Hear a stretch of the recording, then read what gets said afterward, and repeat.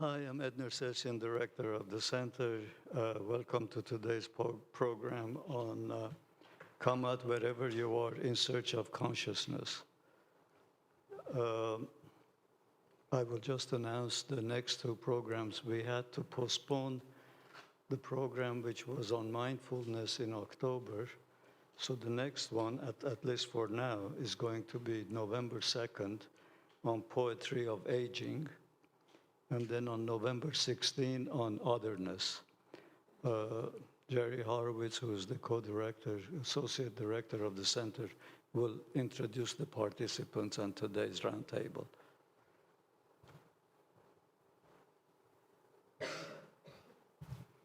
Good afternoon, everybody. Happy end of summer. Let me get to introducing our esteemed panel, and if you want to please raise your hand when I mention your name. Catalin Balog is a philosopher of mind interested in the nature of mind, self, consciousness, subjectivity, and value, as well as the history of these concepts. She writes both scholarly articles and essays for a general audience. Her scholarly work has been mostly on consciousness and the mind-body problem, with a recent focus on illusionism, which I know will come up today. I hope will come up today. Her public-facing work has appeared in the New York Times and in the magazine Three Quarks Daily. Recently, she has been writing mostly on themes connected to the changes in our concept of mind since the Enlightenment and scientific revolution.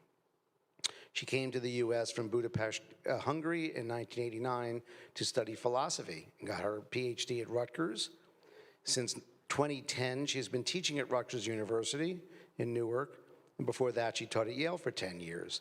Currently, she is on leave for the fall of 2024 at the Institute for Advanced Study at the Central European University in Budapest, and has an NEH grant for the year of 2025 to complete her book, What is Left of the Mind?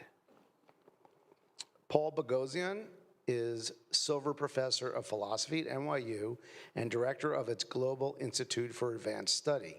He earned a PhD in philosophy from Princeton University and a BSc in physics from Trent University.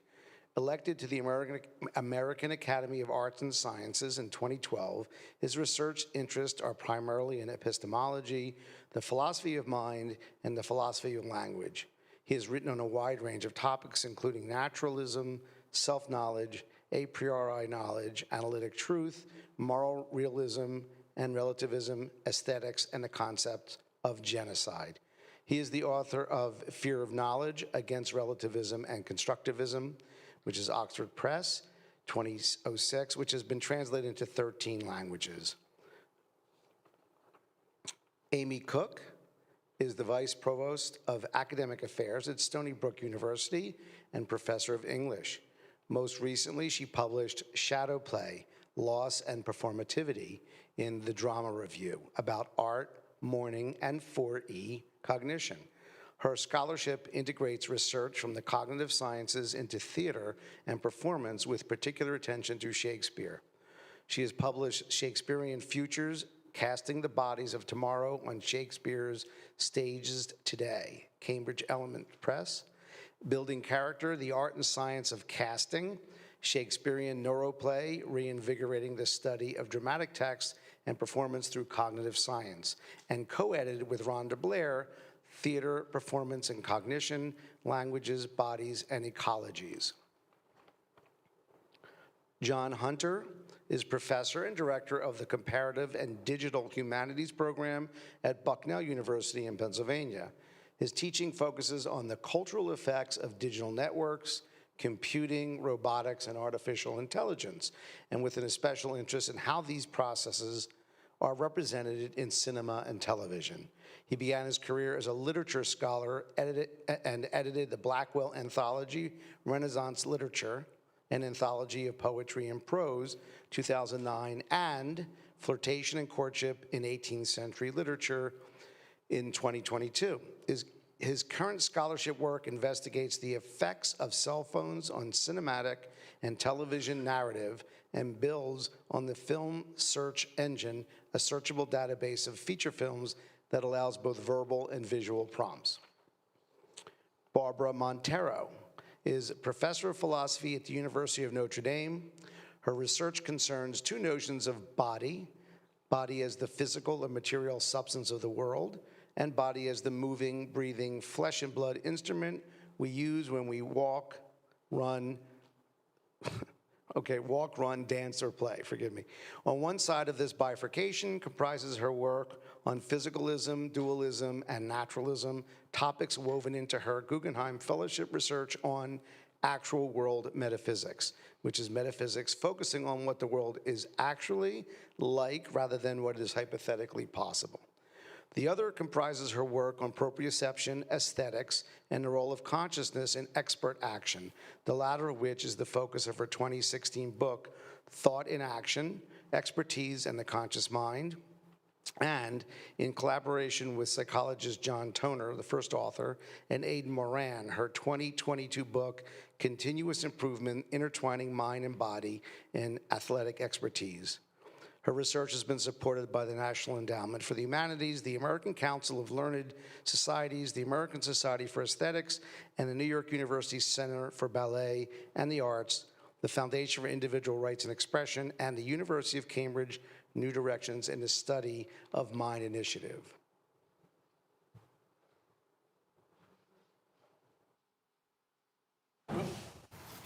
So do we just, Is this on? yeah. Yeah, okay.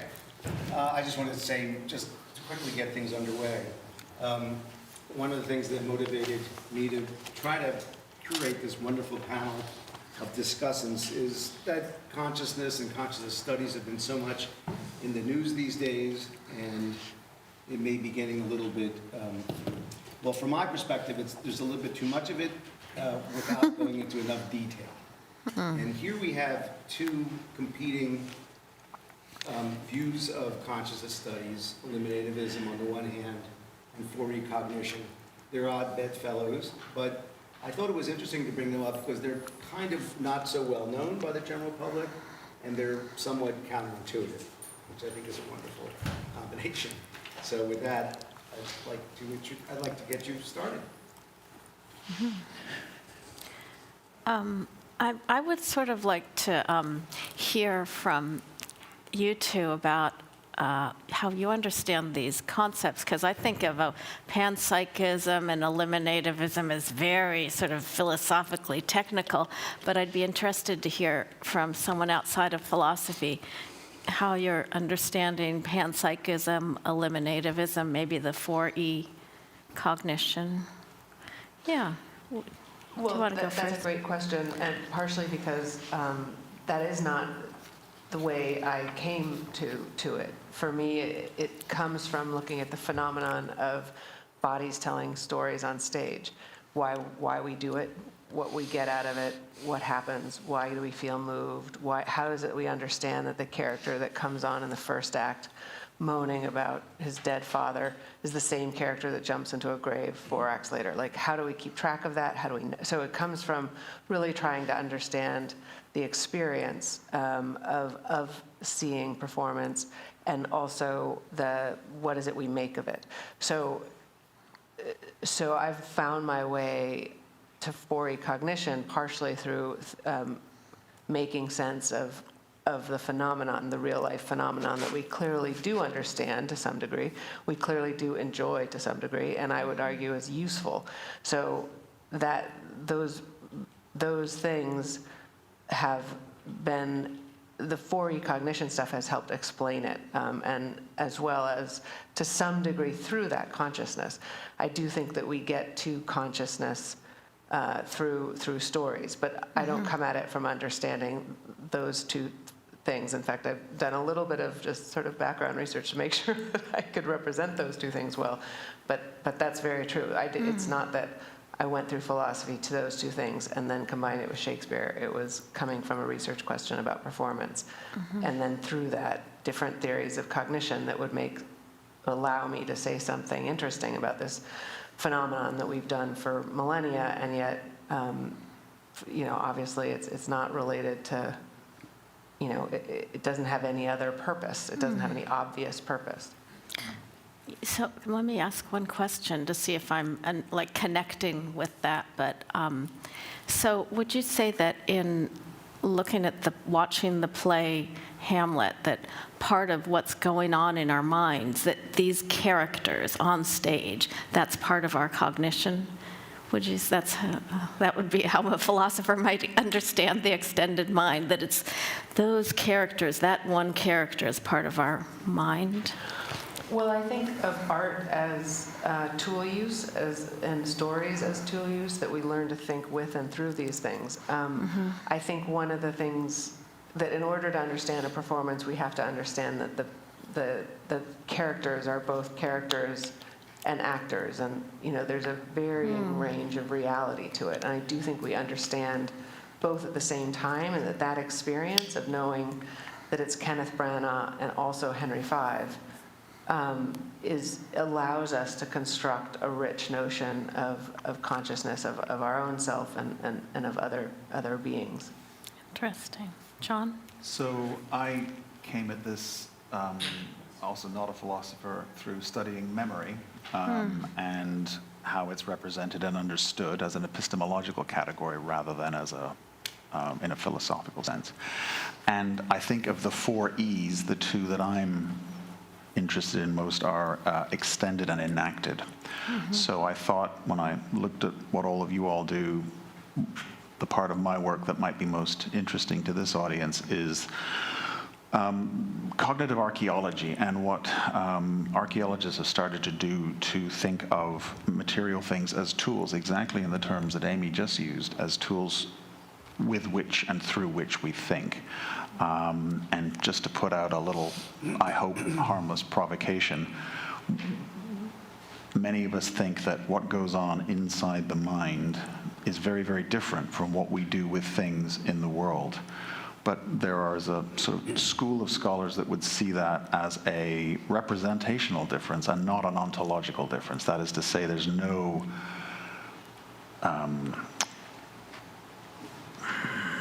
binary, strong difference between thinking something and using a tool, using something, a material object in the world, that we've represented it as opposite, but it doesn't have to be. And I guess the second thing, and this is from my work on digital culture, is we are confronted with the notion of artificial or machinic intelligence, which of course is not the same thing as consciousness. But on my way walking up here, I passed the Apple store, and the slogan is "Hello, Apple Intelligence,"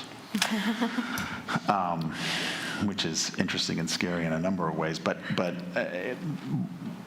there's another group of scholars in robotics and artificial intelligence who are starting to argue that we need less anthropocentric notions of what intelligence is, that human intelligence might not be the only model, and that might have repercussions for consciousness too. So that's...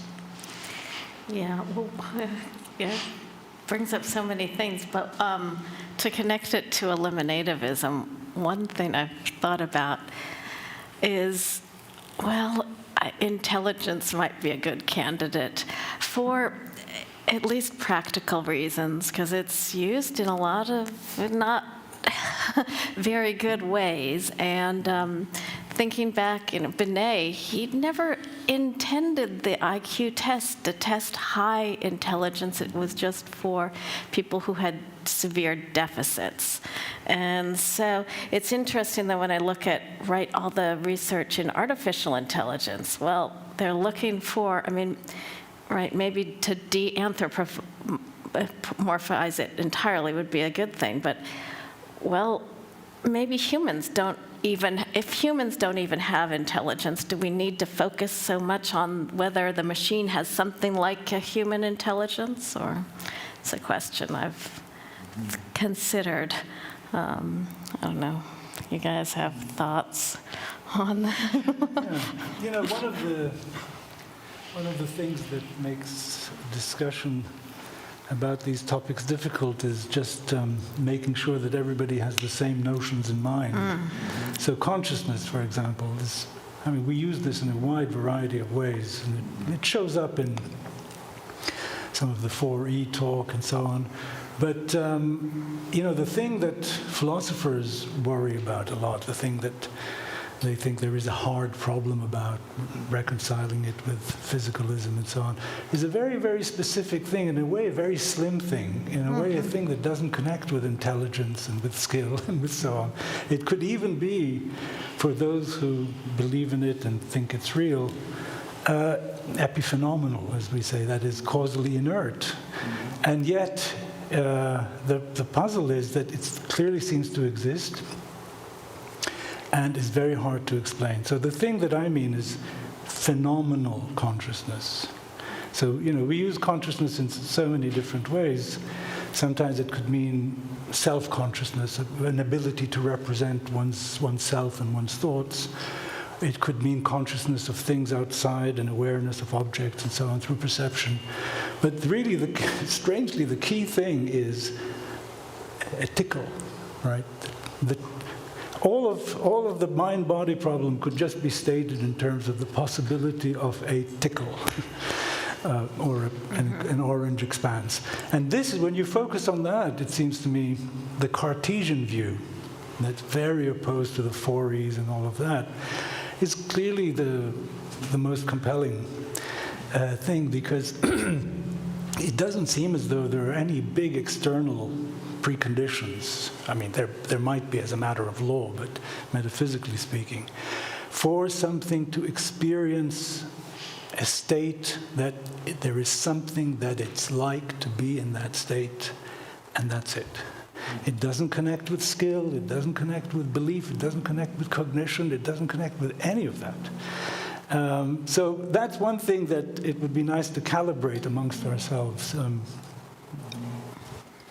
So it's good that you brought up the question of phenomenal consciousness, because that's what is at issue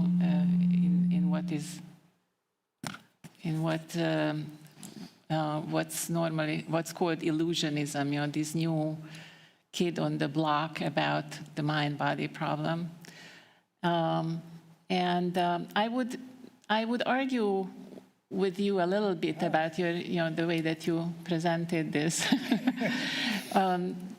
Partially agreeing. I agree with you that the Cartesian picture is very intuitive and very, seems the right view, that this strange thing about our minds, that we are conscious, in Tom Nagel's memorable phrase, that there is something it's like to have an experience, to perceive the world, to feel, to be in a mood.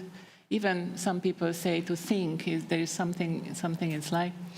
That this feature of it is both what we know most intimately about our minds, but at the same time, it seems, from a scientific point of view, the hardest to explain. So we made big strides in terms of neuroscience and cognitive science and so on to explain various aspects of the mind, and that's part of a general program and a general turn towards physicalism in the 20th century, that we are trying to do that. But it that hit a snag. That program hit a snag with explaining phenomenal consciousness. This what it's like character.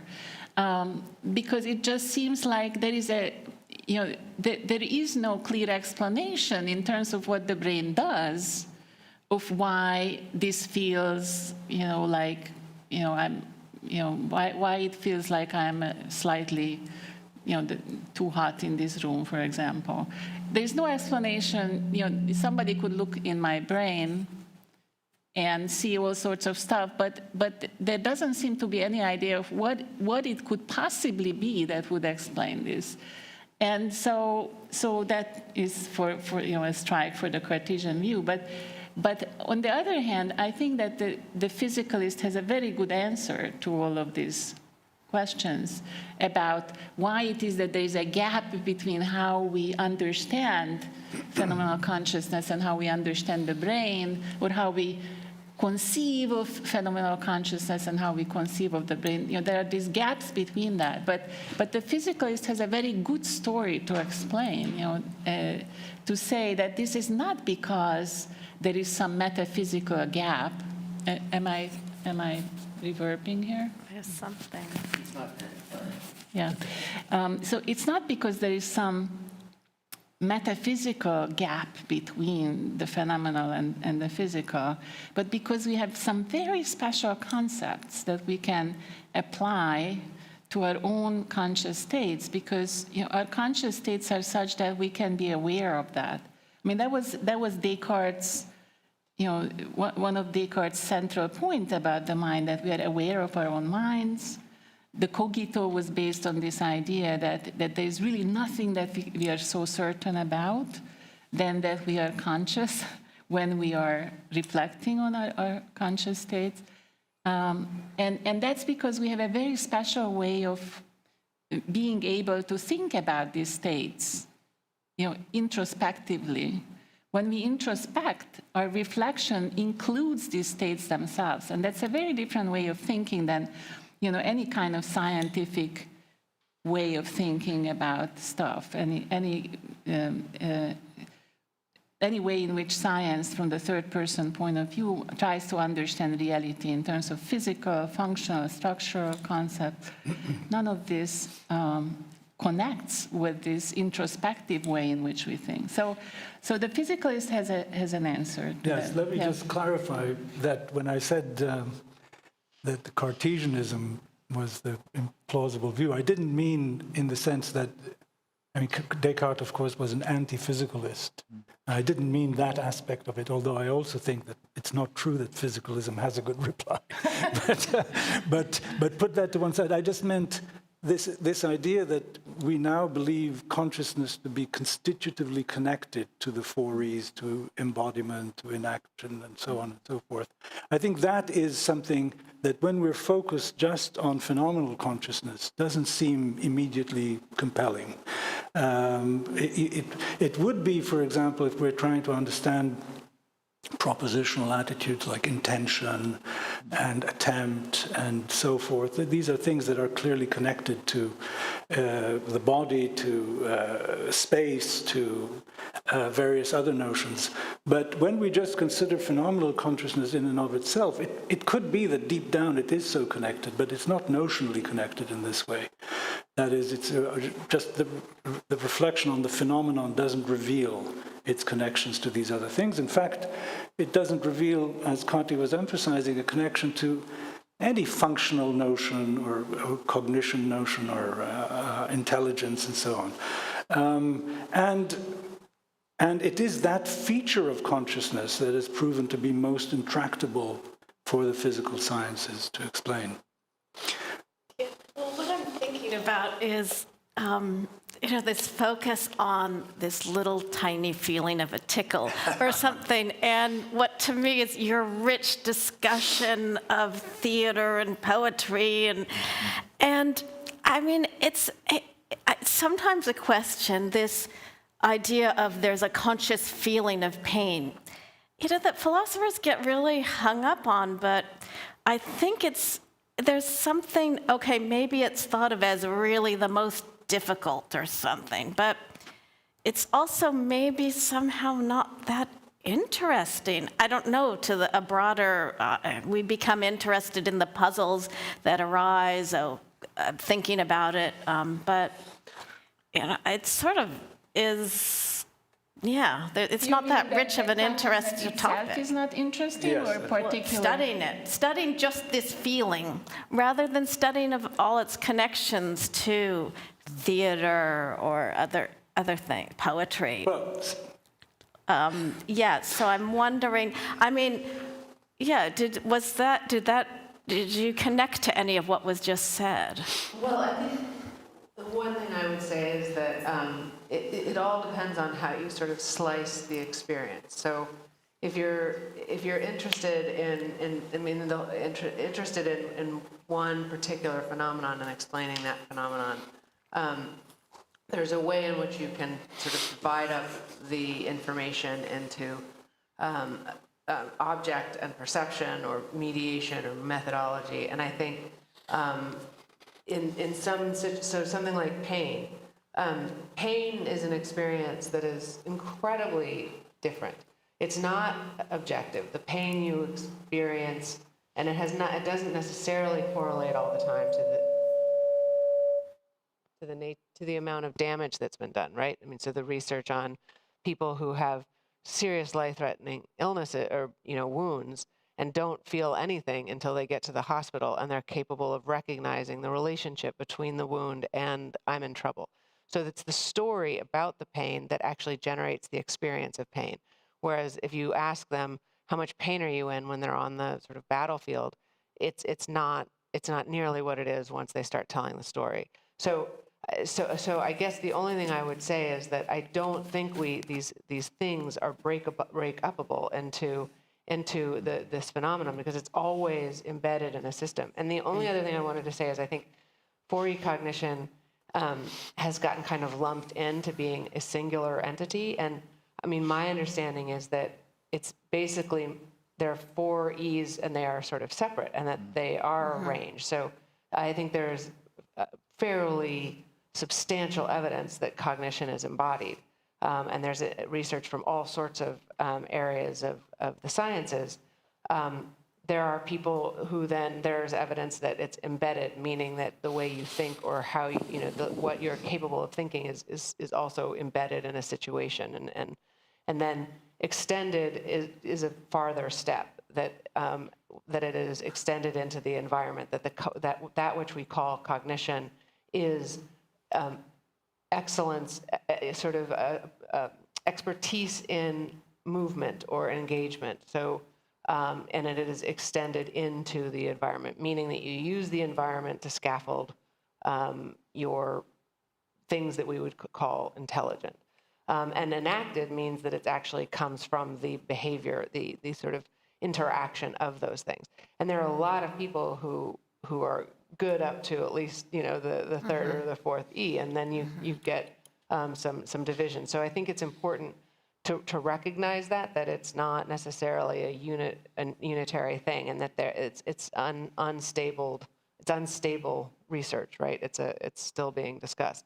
But the idea to me that we think with and through our bodies and because of our bodies, I find sort of hard to argue against anymore, just because of I've never seen something that is disembodied. Our brain is in the body, and we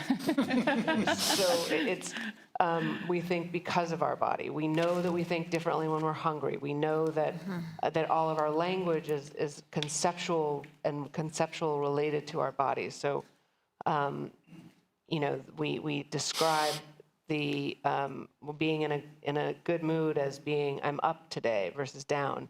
So I just think, I just want to say that as a way of sort of saying that these are divisions of ways we understand that which we think of as cognition, to break it out of this computer in the brain that then sends directions to the body, that it's actually a unitary system. Well, what would you say about locked-in syndrome, where someone's supposedly having thoughts, but they're completely paralyzed and can't move?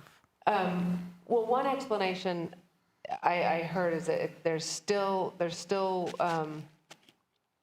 I think what I would say is that, first of all, locked in is not usually from birth. I think you'd have a very different situation if you had someone from birth. Those who are have pretty serious paralysis still are moving their eyes.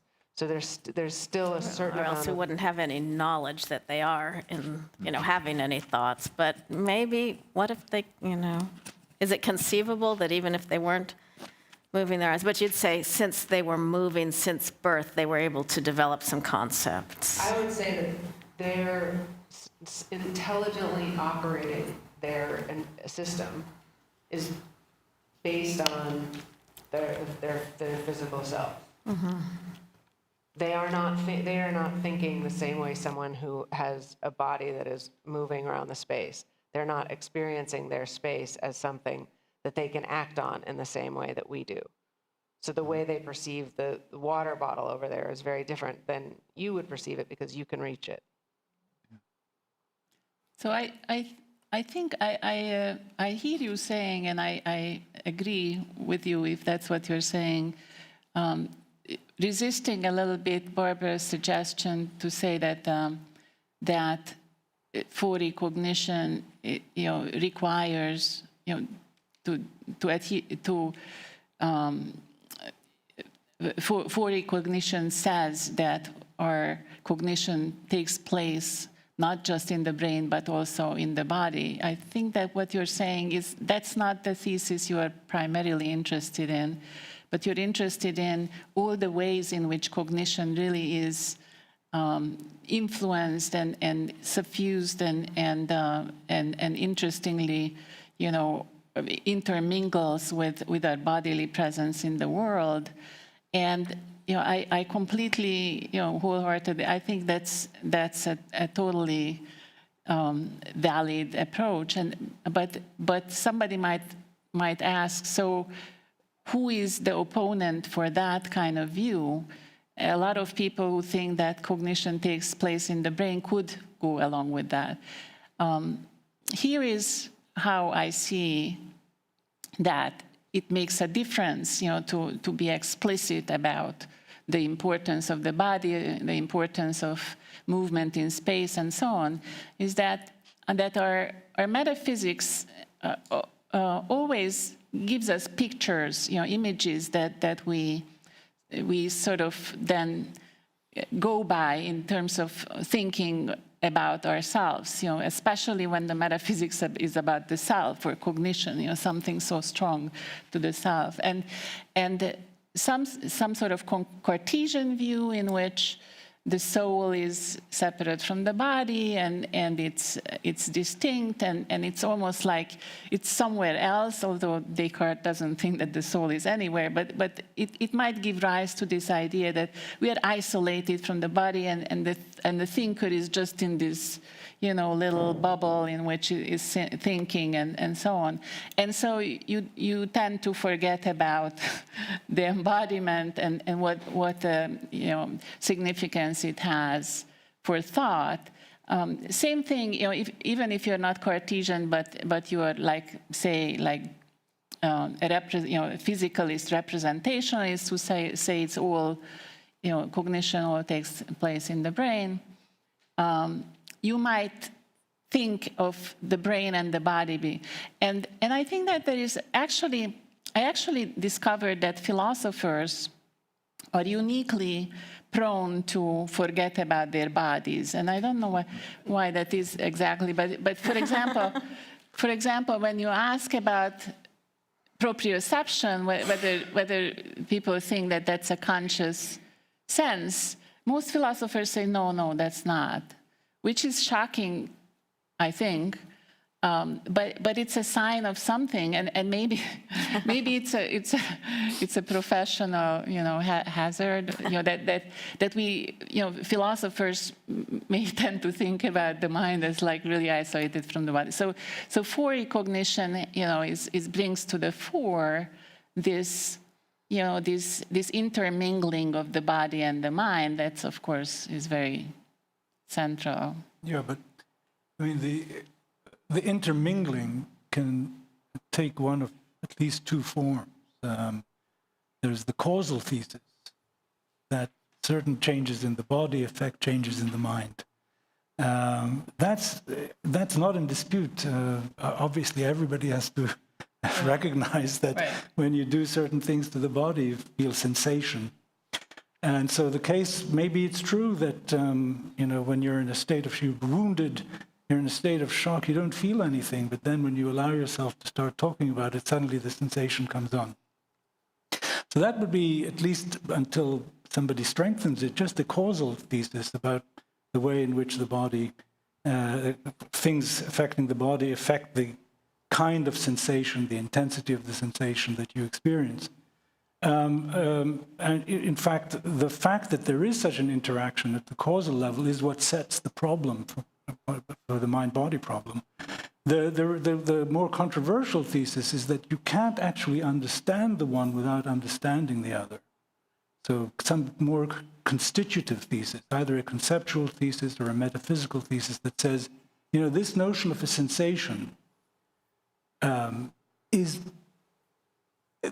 tied up with something bodily in such a way that if you didn't understand the one, you would not understand the other. In the way in which, you know, you would not understand what a triangle is unless you understood that it has three sides, that kind of tightness of connection. That doesn't seem to be there. So one of the things that we need to sift through, as people mention various examples of this kind of intermingling, is whether it can all be accommodated in a causal reading, which is not in dispute, or needs something stronger.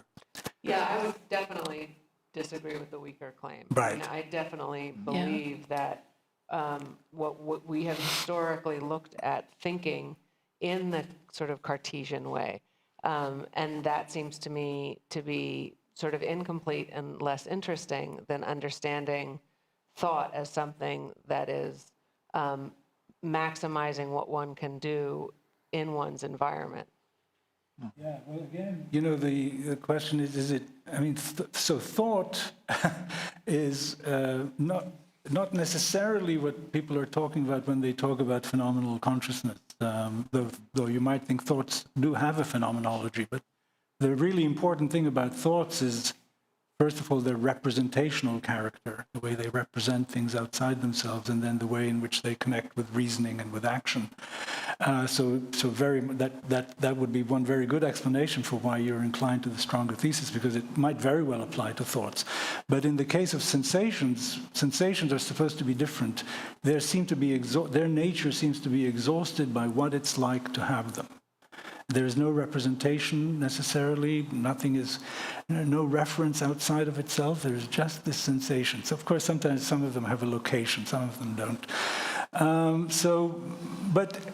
And to Barbara's interesting question, you know, one of the things is, well, if you say it's that slim, it's not so much why do we study it, it's like, what is it, why is it important? Exactly. Yeah, and the answer is, that, you know, it's not, of course, just a tickle or a pain, or there's the colors, the smells, the touch, and so on. And when you imagine, and as we can, because now we have these very sophisticated machines that can do all kinds of things, functionally speaking, very, very sophisticated intelligence systems that are, as we might put it, dark on the inside because they lack the huge array of sensation that we enjoy.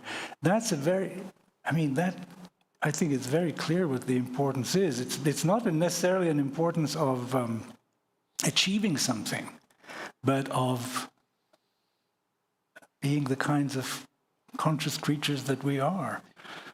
So I completely, you want to? John, jump in. Yeah. I was going to suggest, suppose we think about human beings in cultures rather than just as monads, as individuals. Cognitive archaeologists spend a lot of time thinking about the fact that our cognitive architecture has been more or less the same for 200,000 years as our species. But it's only in the last 25,000 years that you have there was a big leap in terms of the artifacts that we use and our technologies that have affected our patterns of thought, the way we think. And so they ask questions like, well, if there was no change in our neuroanatomy, then maybe it was interactions with the world, with our artifacts, with our systems of memory, of art. It's different in every culture, so that it is about how we think as individuals, but maybe our life in groups conditions that as well. It's more than just what we are at the level of the tickle.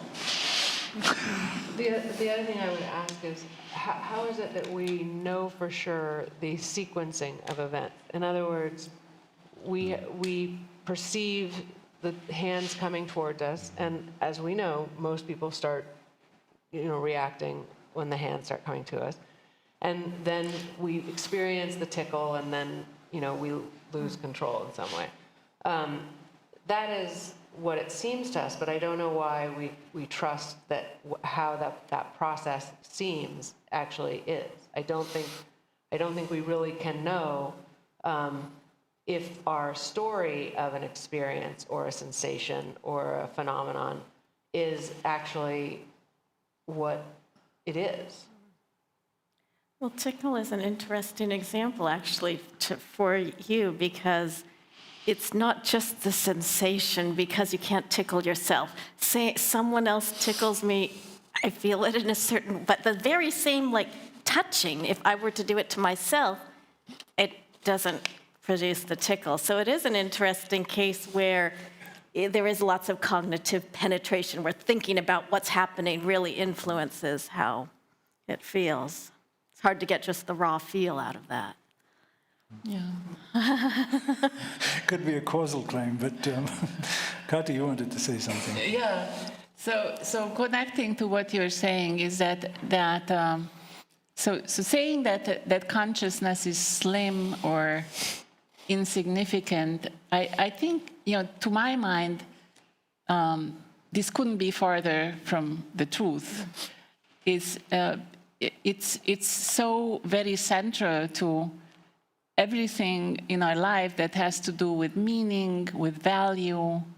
There wouldn't be value if we were unable to react effectively to things by suffering, by pain, or by joy and elation.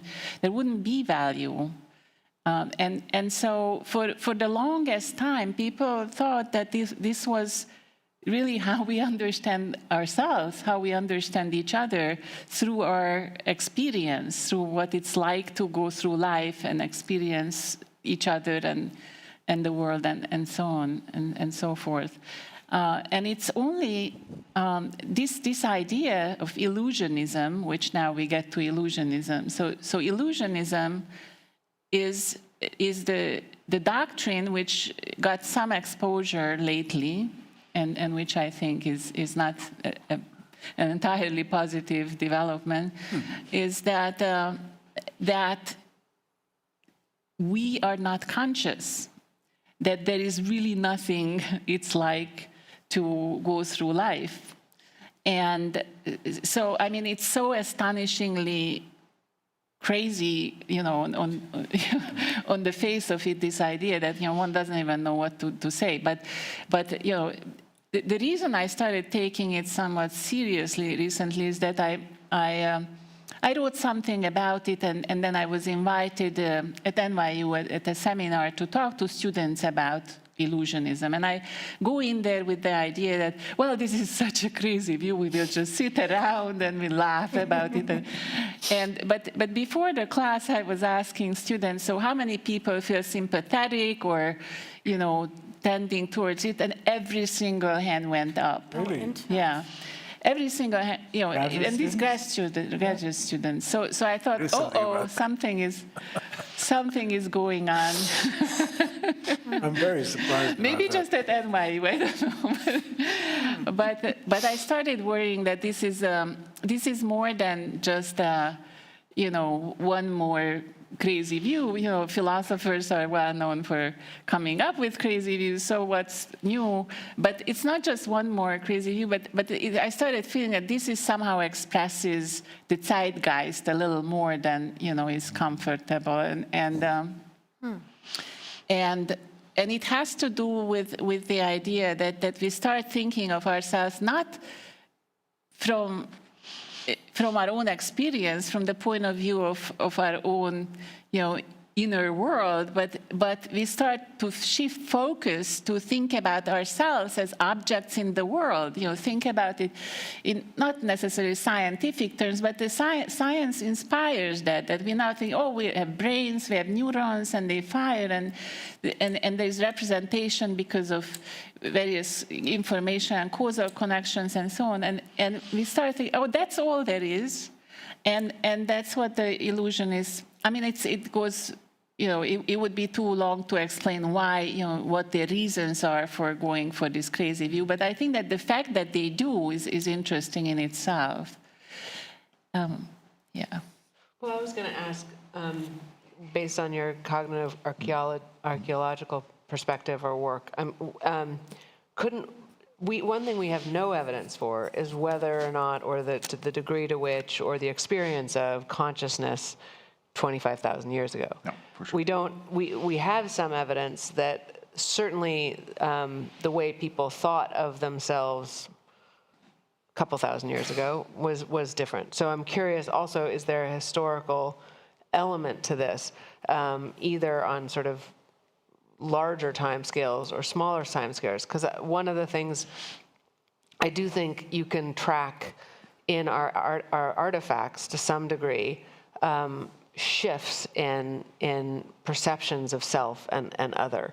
And there are periods where you can perceive a shift in the art that's created and the art that's engaged with. And so I wonder if we're also dehistoricizing a phenomenon that we haven't recognized different historical markers for. Certainly, if you are if you are pre the sort of cave drawings and you are, I just don't believe you would have the same experience of consciousness. In other words, to just sum it up a little bit contentiously, but consciousness is just a story we've told about ourselves. Right. I was thinking about the eliminativism. One reason I think it's getting more prominent is it's a kind of amplification of the free will debate, that most people think that they have free will or perceive themselves as having free will. This panel knows very, very well there's a robust neuroscientific and philosophical debate about that, and intelligent views on both sides, like worthwhile views on both sides. And I think, to your point, Kati, that if people have gotten to a point where if we can't trust that we've got free will, well, then the next step is, if free will is just an adaptive illusion, which is what Ramon y Cajal described it as. We don't have it, but in Darwinian terms, it's good for our species to think that we do. Maybe consciousness is in the same category. And that's not my position, but I think that gets to the why could this possibly have taken off? Well, I think there's a little bit of a difference in terms of, we do probably have some sort of intuition that we are free in the way that that people used to think we are free. It's called libertarian freedom, where we have the ability to act independently of what went on before and what's happening in the physical world. But to say, well, this is really just an illusion because science discovered that everything can be explained in physical terms, but that happens in the physical world, and our bodies are physical, and therefore, there is no room for independent mental action. That might be surprising and deflating and upsetting, but it's not like paradoxical and, I just don't even understand what it is. But I don't think that it's easy to understand when somebody says there is nothing it's like to feel pain. Mm-hmm. Really? I mean, what does that mean, even? But isn't it, again, sort of definitional, because it depends on what you're calling pain? Mm-hmm. I mean, again, I go back to the sequence. Do we call it pain and then say that's what it's like to feel pain? Or do we feel something and say, that must be pain? I mean, it seems Yeah. Well, imagine, some creature, and by the way, some creature that suddenly feels a sensation for the first time. Suddenly, their attention is gripped by the fact that it's some sensation they've never felt before, and they focus their attention on that and say, I'm calling that Jack, or pain, or whatever. I mean, it very much seems as though we can do that, just focus on the what its likeness of the thing, without even caring what the underlying physical basis is, or any of the surrounding facts, or what causes it, what will remedy it. No, just this thing. And that's the sort of inner light, as it were, that's characteristic of being a conscious being. And that's again why I think you're absolutely right that there is a very important notion of self-consciousness, or consciousness of self, conception of self, and that has evolved over time in ways that are probably very hard to explain. But you see how much more sophisticated phenomenon that is than this what it's likeness aspect that is peeled off from many of its surrounding facts.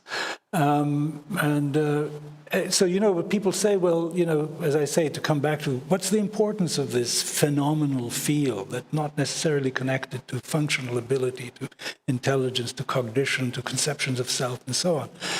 And, you know, you can see the answer is that, you know, when we worry about whether we need to treat an intelligent system as having a moral status, to me, the most important question is it capable of suffering?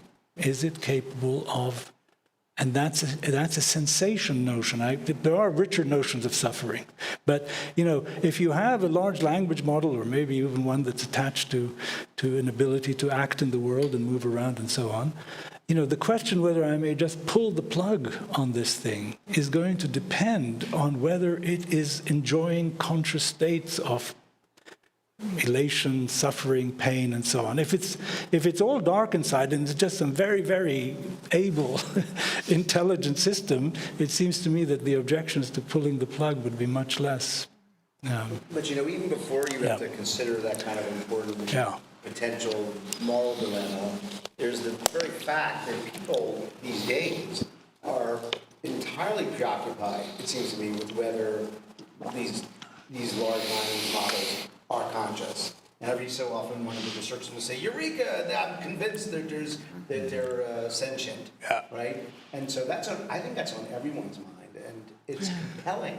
Maybe that is what makes drama compelling. We want to know how they're feeling, right? I'm reminded, and I'll just quickly want to throw out this idea.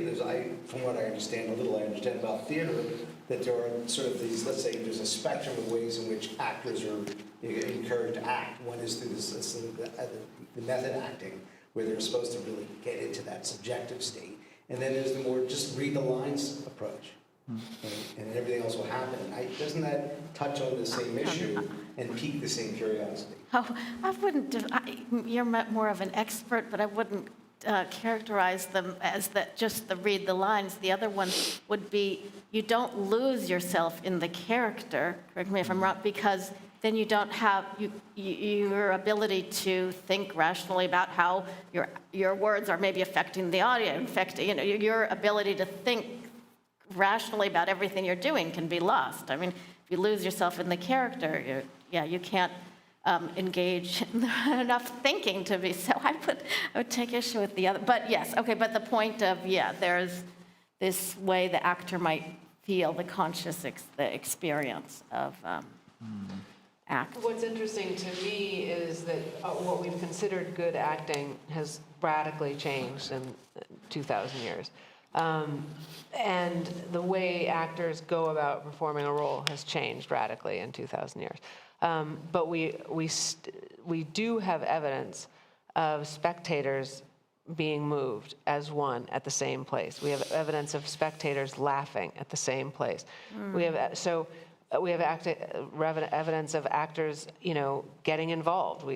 There are riots. Like, theater has been profoundly impactful, politically, ideologically, socially, emotionally, and yet the way it's been done and what counts as theater changes so much. So, so the experience of the actor is definitely interesting, and if I could bring myself to write a book on that, it would probably sell better because other actors are desperate to find out how to crack the code. And I don't have that answer, but what's interesting to me is the experience of the spectator, that there are different styles of acting that are also interested in creating different experiences in the audience.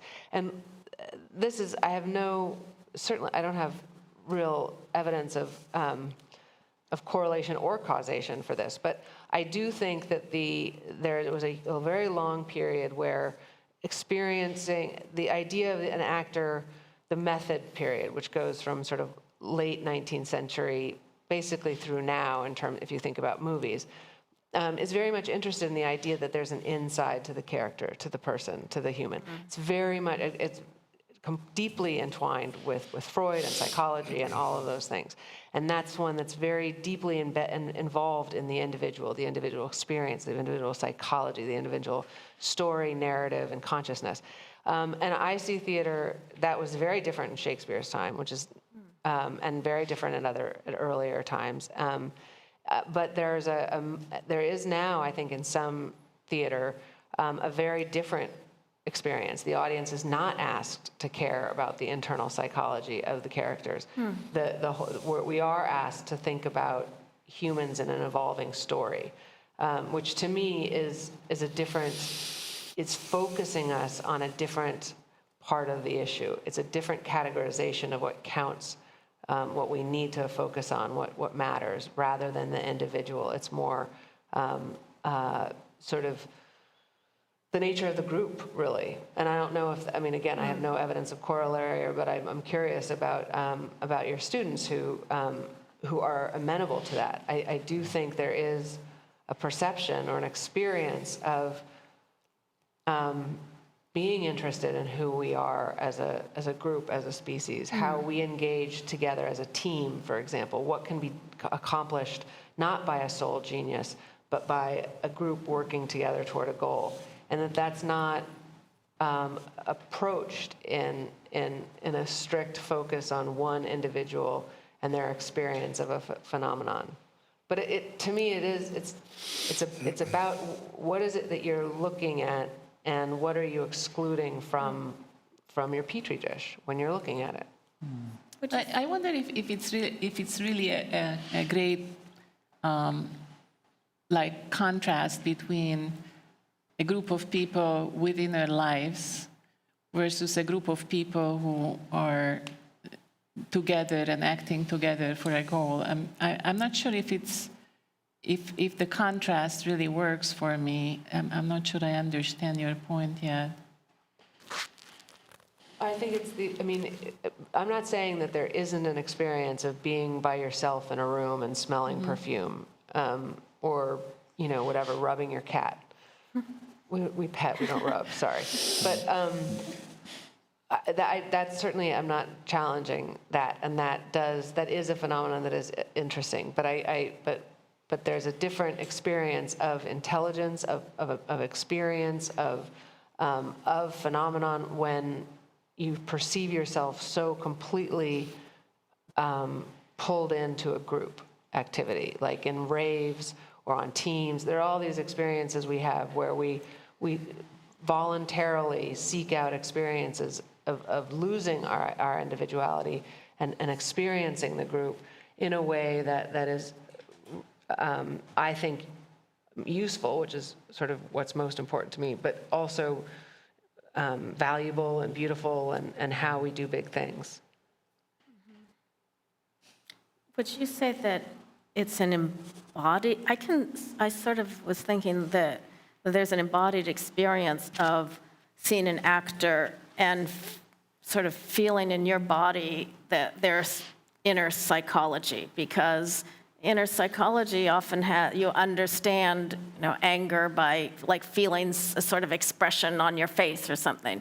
So I understand that as embodied. And then I was trying to, I guess there is also, though, maybe an embodied, I was having a little bit of trouble more with that, but there is an embodied feeling of being part of a group, too, somehow, even though it's not just in your body.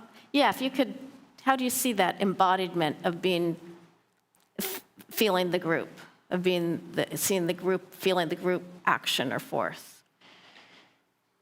I think it has more to do with a slight blurring of one's experience of one's own body as sort of discrete and unique. Right. So, if you're, and I'm not a team athlete, but I've heard, or work on dance where, again, raves or other experiences. Yeah.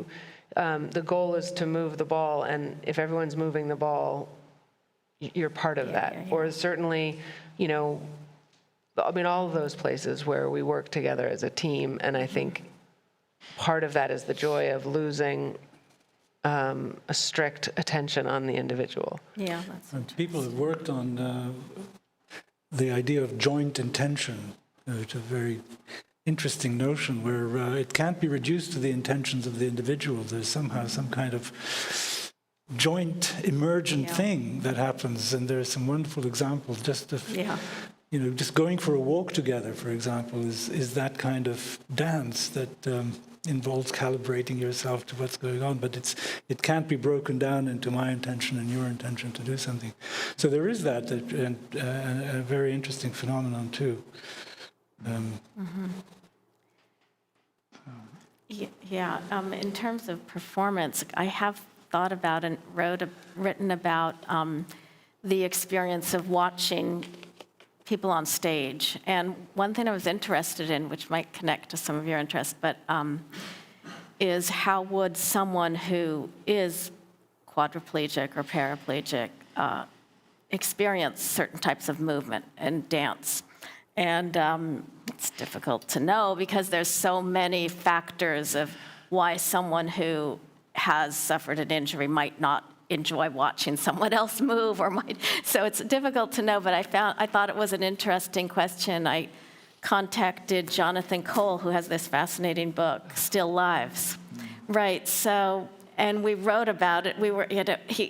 We don't know, but there does seem to be something, missing often in the experience of watching movement if you are no longer able to move, so.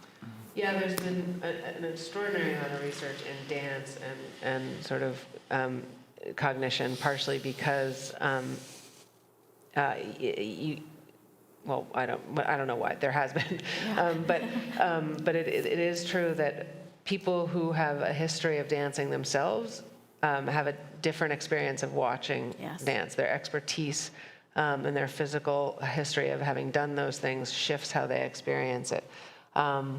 And there's really interesting work about the ways in which dancers use marking as a mechanism so the argument is that to memorize a dance, you would think you would just do it over and over again, but dancers don't do that. They mark it. They sort of go, and then, and that is actually improves it, not because it's duplicating, but it's because it's shortening it into chunks and gestures that they can repeat, but that actually facilitates memorization, even though they're omitting large parts of the details and stuff.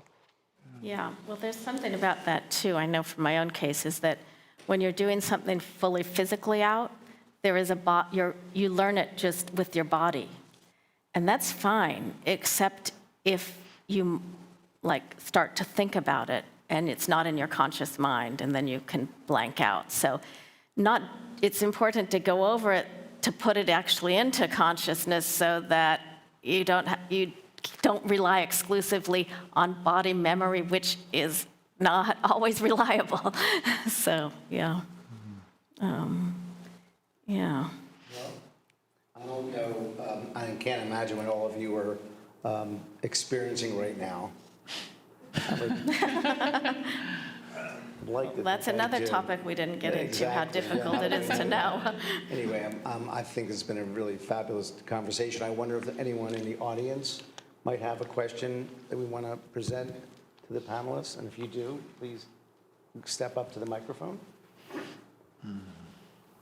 I wonder what people think about the difference between a living organism and a physical machine is. It seems to me all these debates about consciousness, free will, whether AIs are going to kill us or not, all depend on whether there's a difference. What is life? And as far as I've found out, no one knows what life is. And scientists have tried to recreate it from basic chemicals. There's something special. Now, there's the religious view. There's some people think we're a simulation from some smarter intelligence. So it seems like unless you understand what life is, all these other questions are just guessing, nothing. Yeah. Philosophers often try to say, oh, well, life we can just understand.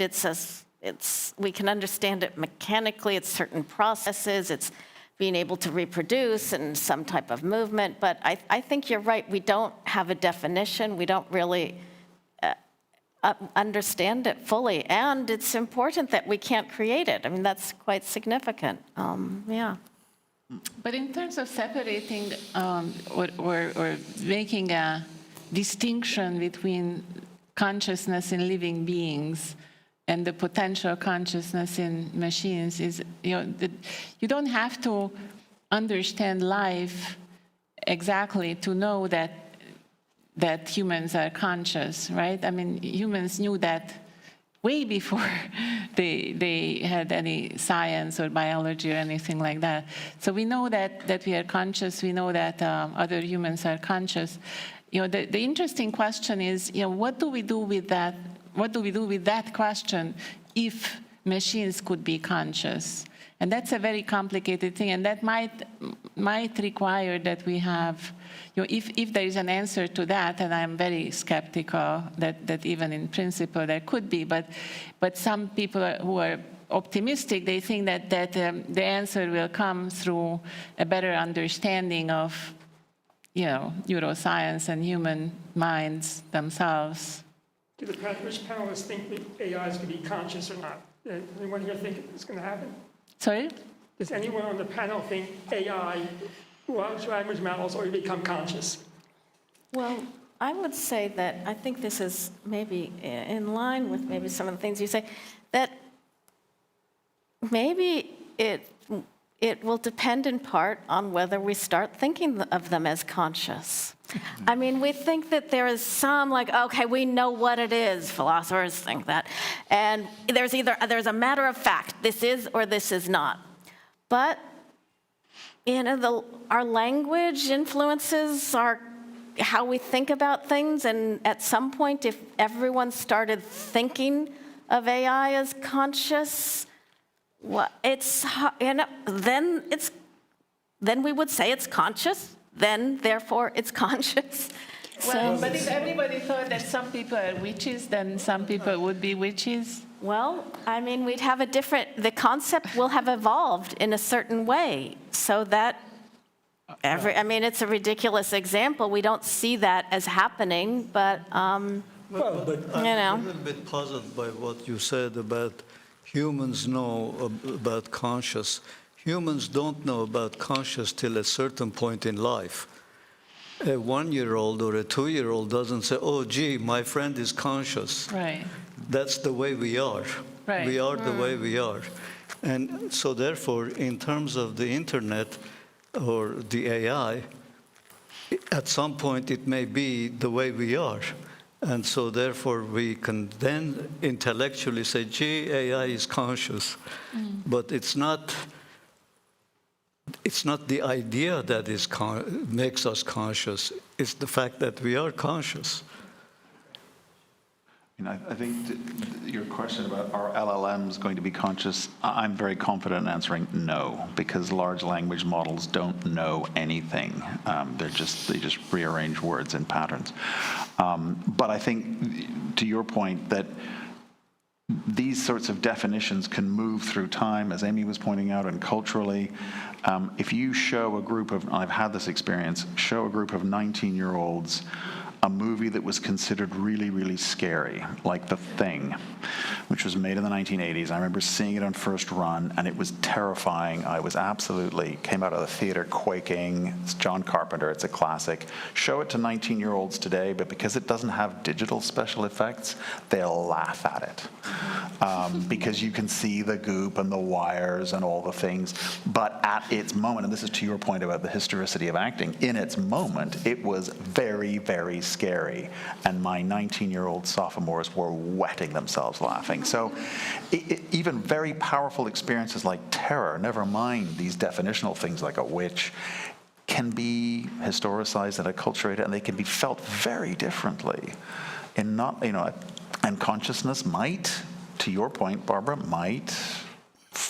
The other thing is that there is a connection between, it's essentially continuity between emotion and consciousness. In other words, emotion is a very important part of, so one of the things to deal with is you can make AI be very, very, very, very, very, very smart cognitively, more smart than we are, obviously.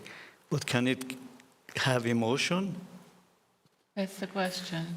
Well, You know, is that a matter of fact? Most philosophers will say it's a factual matter, but or is it like, does something really fly? In English, we'll say airplanes fly and birds fly. In some other languages, they don't talk about airplanes as flying.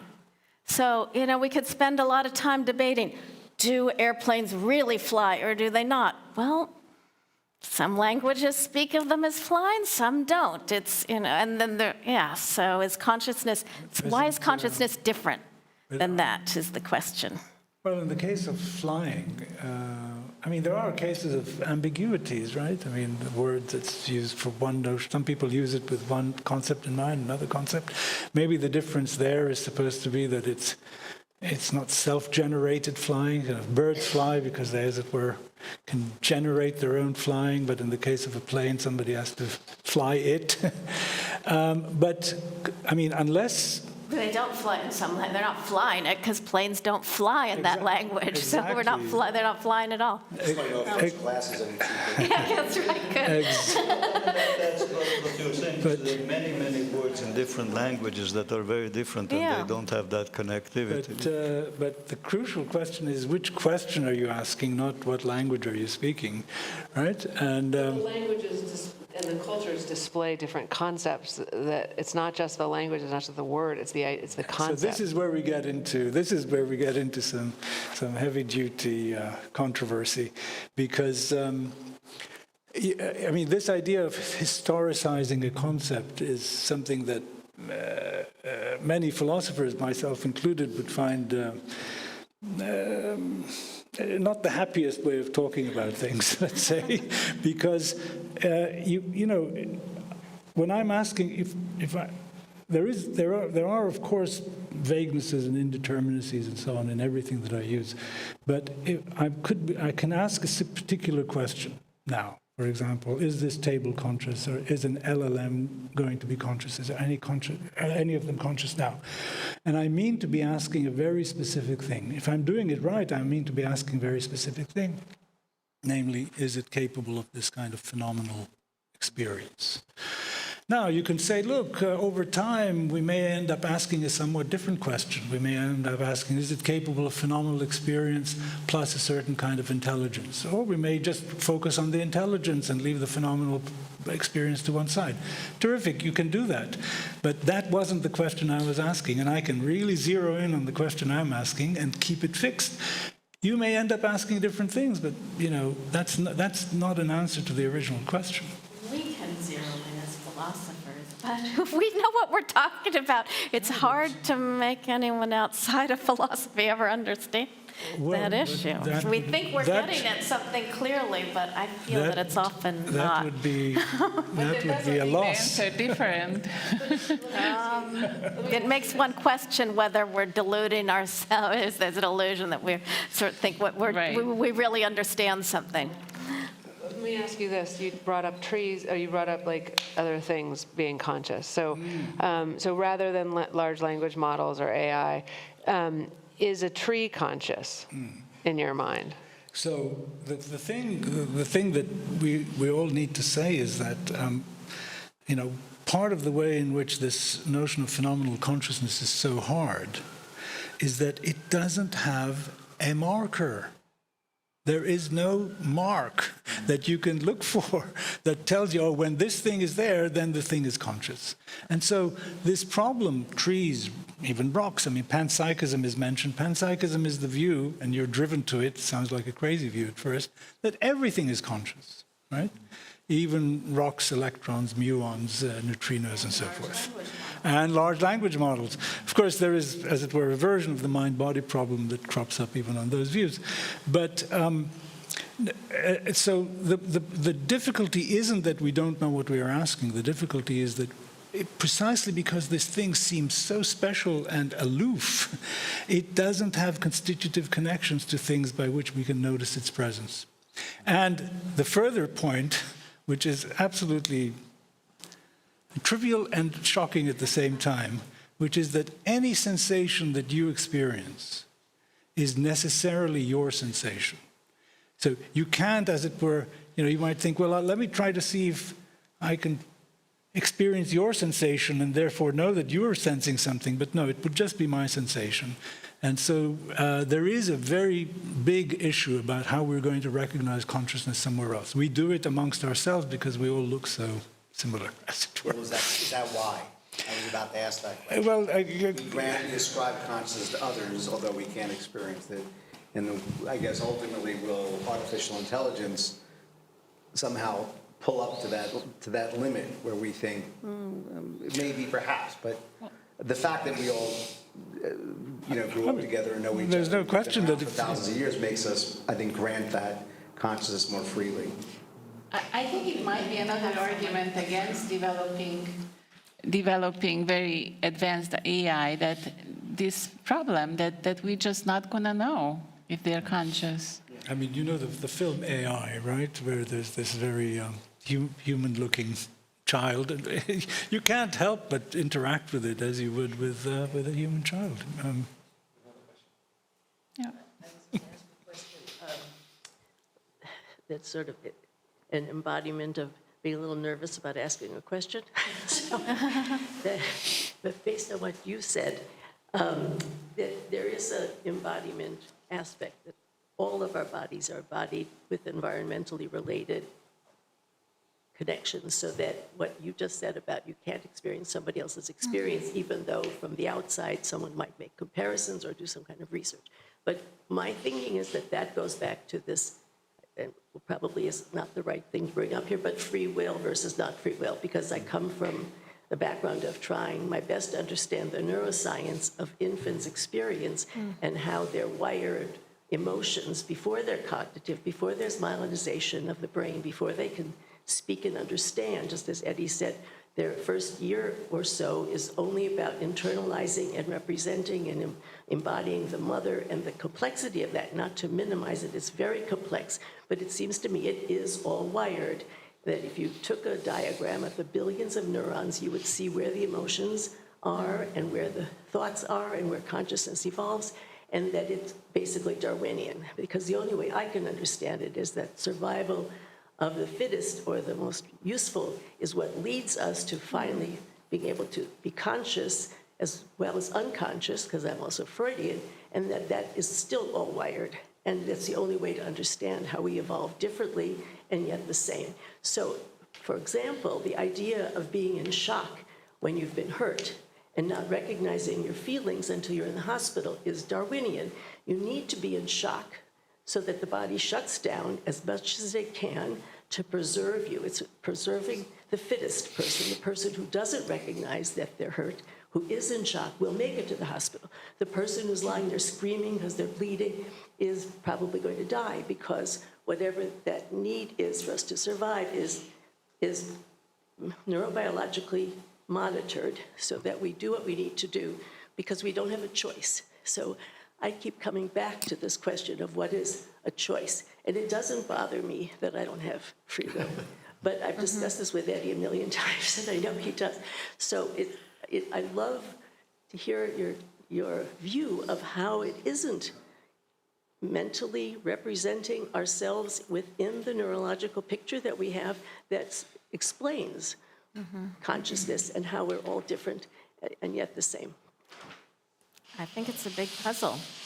I mean, if free will means doing something for a reason and not being caused to do it, and we have this full causal picture of our actions, it's hard to reconcile those two positions. So, I mean, I think it's a challenge. Though I think this came up a little bit earlier, that there is a kind of epistemic difference, it seems, between our experience of our own free will and our experience of our consciousness, or in the phenomenal sense. We experience our will for sure, but whether we experience its free character that's a posit which we have not been able to make good on. It would be. I wouldn't know how to tell a story about myself that didn't somehow incorporate some notion of free will. And of course, there's a very big difference between, instinctual reactions that are built in for survival purposes versus choices that we make on a daily basis that aren't predetermined in that way. But illusionism about consciousness is a much more implausible view, because we seem to be very directly acquainted with the fact that we do have sensations, we do have experiences that feel a certain way, as opposed to the freedom of the will, which is a much more Very fair. abstract notion. I would, no, go ahead. Oh, just to your point about, if we could just look inside and see the wiring, as I think that, I'm not sure that would teach us very much. I mean, there have been a lot of work done on studying what brains do in different activities, and we still can't determine or see the material substrates or differences between a conscious and a non-conscious living thing. Agreeing with that. Yeah, no, I absolutely. It was just for the speaker. Great. Absolutely. So I don't think seeing the wiring would help. Right. At all, or it hasn't so far. Do you have a follow-up? Well, I do think that we don't know enough. There's a lot of evidence of show emotions, show reactions, show differences. The brain can show a picture of a mother's face with a neurotypical child, with an autistic child, show a picture of a mother's face, whether it's a mother's face or a chair. And really, you see the chair, whether it's a chair of the mother, neurotypical versus sees a mother here and a chair there. We don't know enough because nobody's put it all together.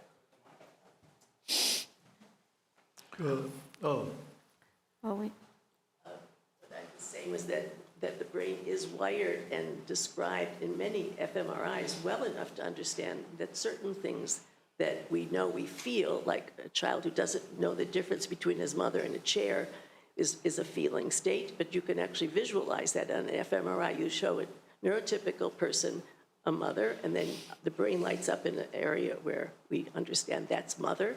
And you show someone a piece of furniture, a chair, the brain lights up in a completely different area of the brain that recognizes objects.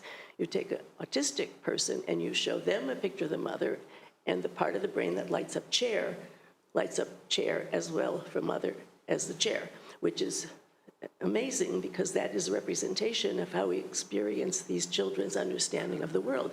They don't understand their mothers because the wiring that they have as infants doesn't connect to the wiring of relationship, mother, other, self, feelings. They don't have the brain power to register those differences between things and people, and they become very attached to things, like a rattle and then their iPad.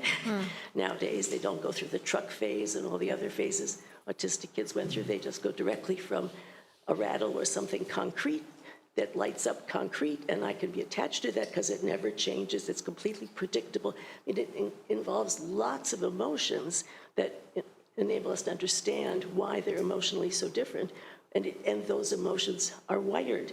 So I think there's a lot of misunderstanding of what it means to think about wires, as if we don't have brain neurons for emotions and feeling states and consciousness or lack of consciousness or fright. That is so frightening that it obliterates consciousness. So it's all, to me, internally embodied in our brain and our nervous system, including the parasympathetic nervous system and motor nervous system. Okay. So you haven't convinced me otherwise yet. Okay. Very interesting conversation. I just want to refer to the suggestion that someone with paralysis doesn't experience things, as well as someone without paralysis.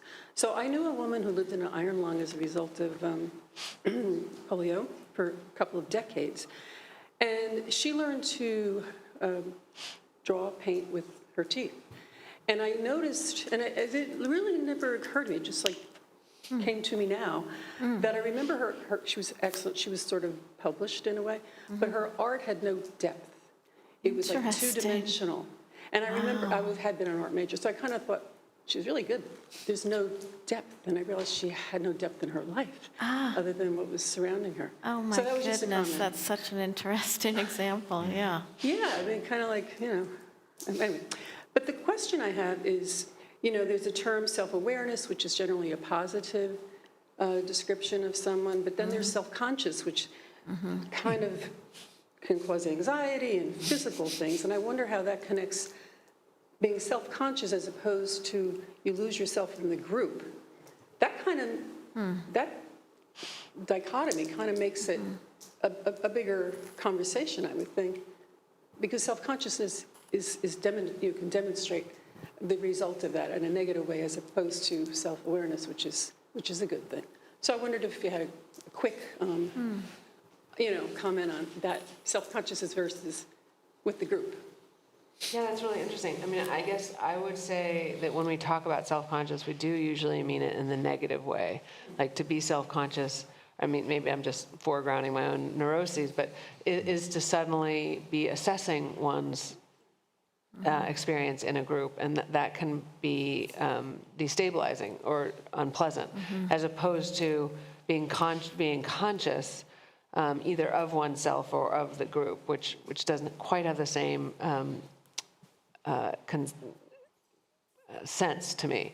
But I do think that part of the pleasure of being in a group is that one's own individual existence matters a little bit less, and some of that self-consciousness or self-awareness is sort of diffused a little bit. But I don't have any evidence for that. It's just my experience. Volunteer work too. If you lose yourself to something else. Yeah, except I would say, I mean, strictly speaking, I mean, you are still you are still conscious of yourself, but the negative valence that is being self-conscious may be lessened. It's a wonderful example of the way in which these bits of language are ambiguous. They just can be used to state different things. Yeah. So self-conscious in one sense just means you have an awareness of your own experience and phenomenal character. In another sense, it's this idea that you're overly aware of how you're present in a social setting, and that's kind of ending up destabilizing you. So, but the language itself is used in multiple ways, and you have to be very careful about which particular thing you mean to be using it to say, I think. I'm sorry, I forget your name, but I'm interested in this directly to you because you have a background in physics as well as philosophy. And I'm interested about the nature of free will. I used to go to a meetup group, and the way the guy who led the group was, he thought there was no free will because his argument was, okay, things are a certain way. You have all these molecules and atoms, and at any time in the future, it's all determined by what happened before it.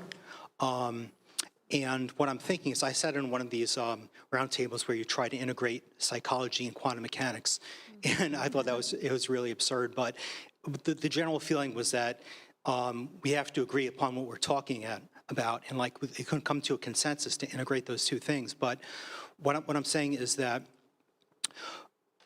for free will, I mean, isn't it ultimately an issue of quantum mechanics, because quantum mechanics is non-deterministic? So you can't really say things were here and now they're here because everything that happened to it led up to that point. It's at the quantum mechanical level, there's unpredictability. So ultimately, doesn't quantum mechanics say that there's no free will? Well, doesn't it say that? Does it say that there's that there's? I will say Well, something. that's not deterministic, and if it's not deterministic, is that free will or not? You're absolutely right. So that I mean, the issue is typically posed by saying, suppose the world is deterministic, so that there is a Big Bang, and then every future state of the world is determined by that initial condition plus the laws. Then, if we are, of course, just made up of purely physical material, then everything that we do is already determined at the time of the Big Bang. So, in what sense could we have free will? And people say, well, maybe you could find it in quantum mechanics, because in quantum mechanics, let's stipulate, without getting into many discussions about the nature of quantum mechanics, that it's not deterministic, that there's only a certain probability that a certain state will occur, as opposed to its being 100% certain given the boundary conditions. Well, that doesn't look like free will either, because, so there's a probability that I'll do something as opposed to it being 100% certain. But where was I in all of this? I mean, the problem of free will is finding a role for something that we call the self, intervening in the course of nature and actually making something happen. Now, that turns out, I mean, it would be a terrible thing to have to give up on this entirely. But really, I don't think there's anything else that's worthy of the label free will than something like agent causation, basically. And you don't get that just because you have indeterminism. Oh, okay. That's the Think of answer. yourself as acting randomly. Yeah. Well, that's not free either. Somehow free has to be an action that you choose. You have to have agency. You have to have the agency, yeah. So, Thank you. John? Come on. yeah, go for it. So I remember reading about 4E consciousness, that it's extended, embedded, what are the others? Embodied, embedded. Embodied and Enacted. and enacted. Okay.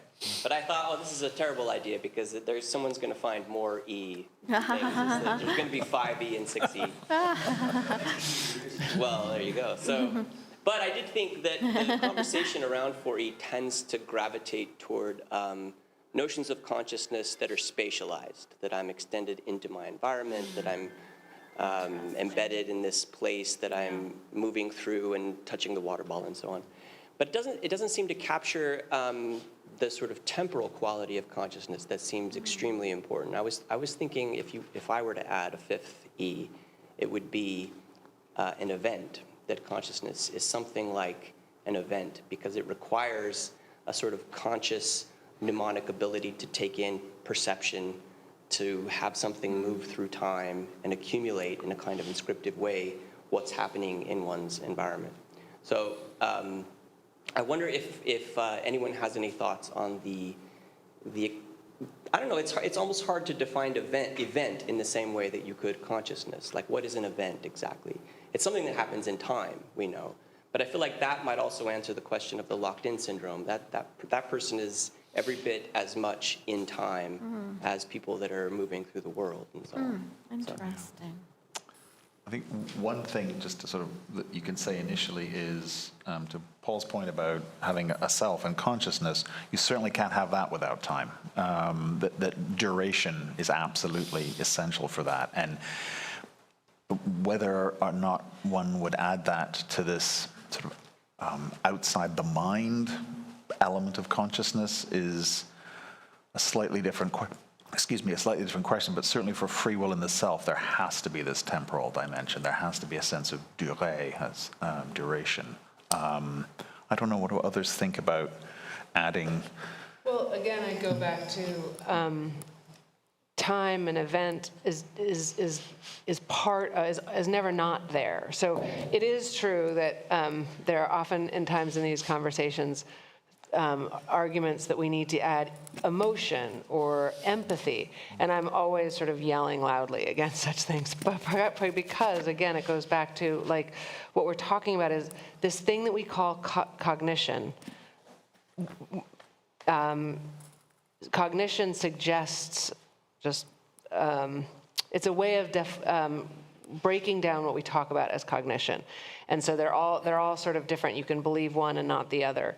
So it's not that cognition necessarily is all four, but certainly cognition, the idea of time, duration, as he was saying, is part of that we are thinking in time in this moment. That's why it's embedded and potentially extended in the environment, that the notion that our experience of time is how we experience something, and that an experience of time is also embodied. So there's really interesting research about, and I'm going to get it wrong, but basically, if you say to someone, "We've moved the meeting ahead 2 weeks," there's ambiguity about whether or not that means it's going to be 2 weeks later or 2 weeks earlier.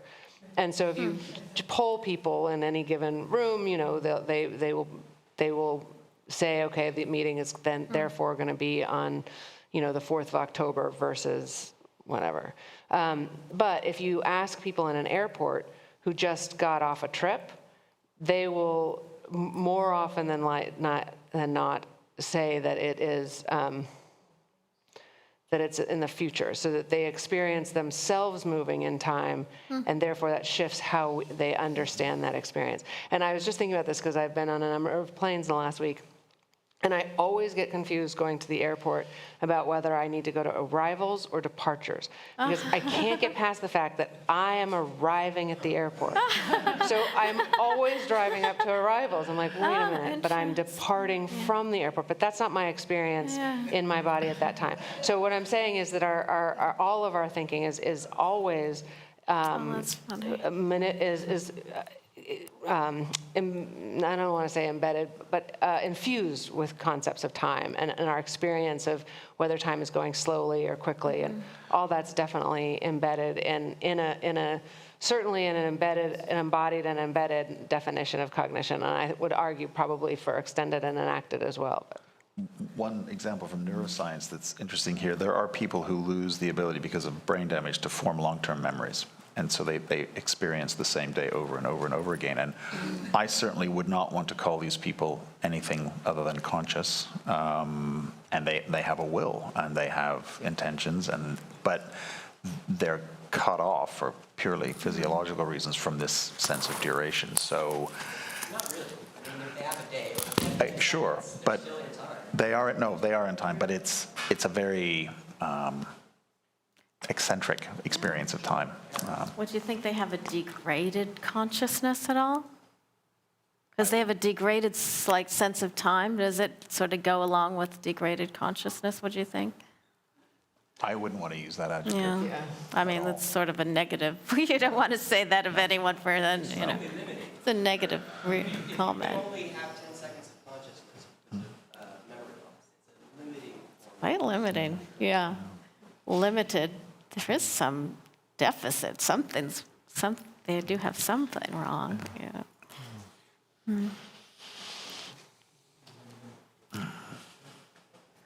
How you guys doing? It's really nice to be here.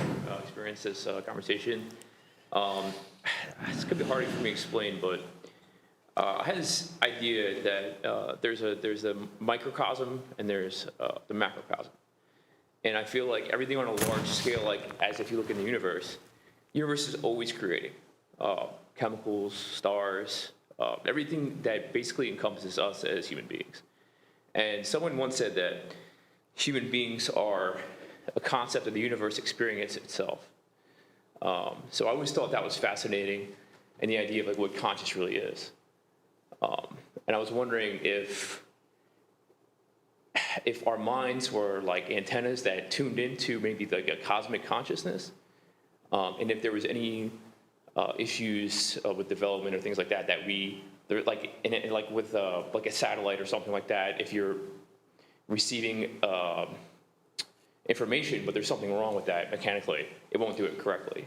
So I was wondering maybe the human mind was more like that antenna, that if there was an issue, it's not 100% like efficient, and it's not receiving those signals the proper way. So I wonder what your ideas were, because you were talking about panpsychism, is that correct? Panpsychism, when there's consciousness in everything. And I was wondering, because if it's animated and we could perceive it, it's a lot easier to try to explain it, especially when it comes with language and things like that, and our idea of how we understand that language. But how do you guys feel about on a cosmic level, like on a universal kind of level, or even, I was thinking about this guy, I think his name is Jason Pollock, artist. Jackson Pollock, that's correct. And I feel like what he did made me think about the cosmos. Maybe, I don't know if that's what he was doing in particular, because you have these models where if you see the universe on a big level, or you break down the brain and neurons on a small level, it almost looks the same. And I thought about his artwork, and I thought that maybe that had something to do with maybe what he was thinking when he was doing that art. So I was just wondering if you guys had any thoughts about that, or just like really deep one night, just how, thinking about stuff like that, so. Thank you. The only thing I would say, and I don't know, I would say that whether or not Pollock was thinking about that, I would posit, or I would be curious to think that maybe the reason why we found it profoundly important at that time was because of how it sort of resonated with other ideas. So in other words, I think, like I think about Monet, and that at the time, of course, it made people crazy, as did Jackson Pollock's artwork at his time.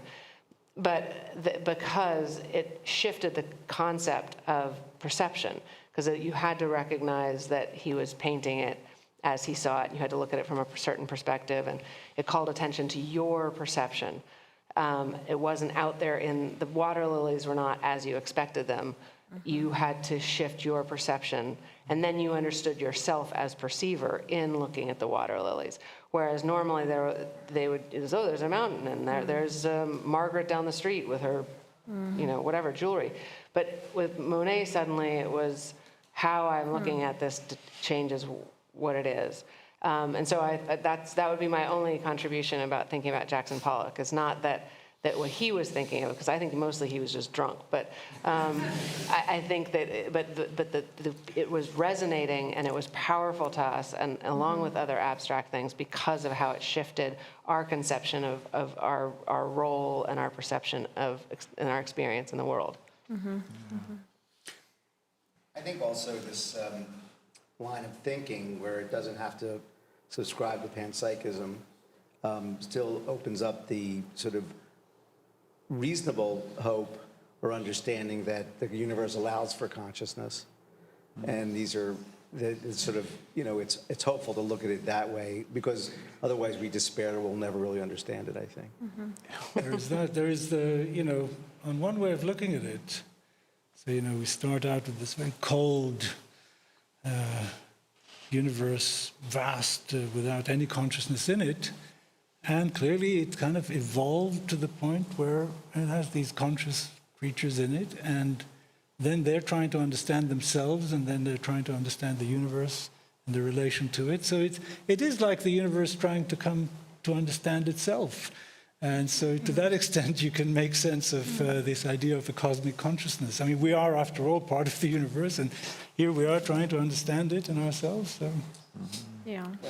But it's also like a huge process of deflation of our understanding of our place in the universe that has been going on, with all these discoveries of how vast the universe is, and how now of course we would like to find, either you become a panpsychist and think, oh, it's all suffused with consciousness, so we are not so alone, or hoping that, well, maybe life is really ubiquitous and there are other places where there is life, because all of a sudden our place in the universe became like very lonely and frightening and insignificant compared to that view of the ordered cosmos of which the humans are in the center of, and central importance and so on. That's all gone, and now we are just these little creatures in a very vast universe,